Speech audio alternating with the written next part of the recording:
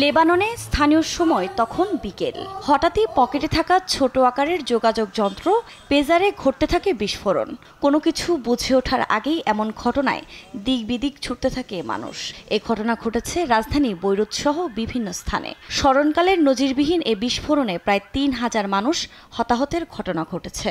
এর মধ্যে আরও ২০০ জনের অবস্থা আশঙ্কাজনক হয় হতাহতের সংখ্যা বাড়ার আশঙ্কা রয়েছে। এতে প্রাণ হারিয়েছেন হিজবুল্লাহর আইন প্রণেতার ছেলে। এদিকে লেবানন জুড়ে এমন ভয়ঙ্কর হামলার জন্য ইসরায়েলের দিকেই আঙ্গুল তুলেছে হিজবুল্লাহ ও লেবানন সরকার। একই সঙ্গে এর দাঁত ভাঙা জবাবের হুঁশিয়ারিও দিয়েছেন তারা। তবে যন্ত্রগুলোর মাধ্যমে ইসরায়েল কিভাবে একসঙ্গে বিস্ফোরণ ঘটালো সেটা এখনও নিশ্চিত নয়।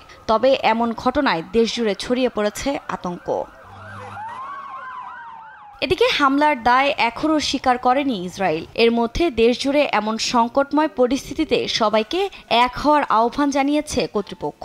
এছাড়া আহতদের রক্ত দিতে সবাইকে এগিয়ে আসার কথাও বলা হয়। তবে হামলার সঙ্গে যুক্তরাষ্ট্রের কোনো যোগসূত্র নেই বলে দাবি করেছে পেন্টাগন। বিষয়টির উপর তারা গভীরভাবে পর্যবেক্ষণ করছে বলেও জানানো হয়। এই বিস্ফোরণে কোনোভাবেই যুক্তরাষ্ট্রের হাত নেই, তবে এমন ঘটনা কিভাবে ঘটল তা আমরা গভীরভাবে পর্যবেক্ষণ করছি। এর মধ্যে হিজবুল্লাহর জবাবের হুঁশিয়ারিতে মধ্যপ্রাচ্য জুড়ে উত্তেজনা বাড়বে বলে মনে করছেন বিশ্লেষকরা। এ পরিস্থিতিতে ইসরায়েল ও হিজবুল্লাহর মধ্যে কূটনৈতিক সমাধান প্রয়োজন বলে জানায় হোয়াইট হাউস।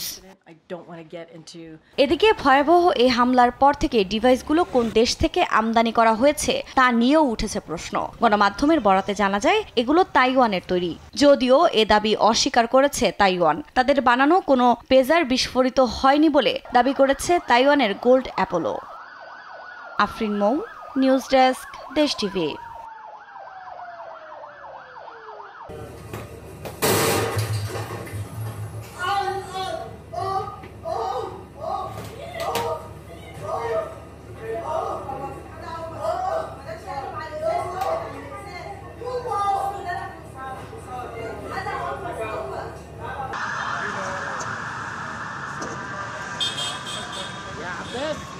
خلي لحظة بأي شيء هذاك تربي يا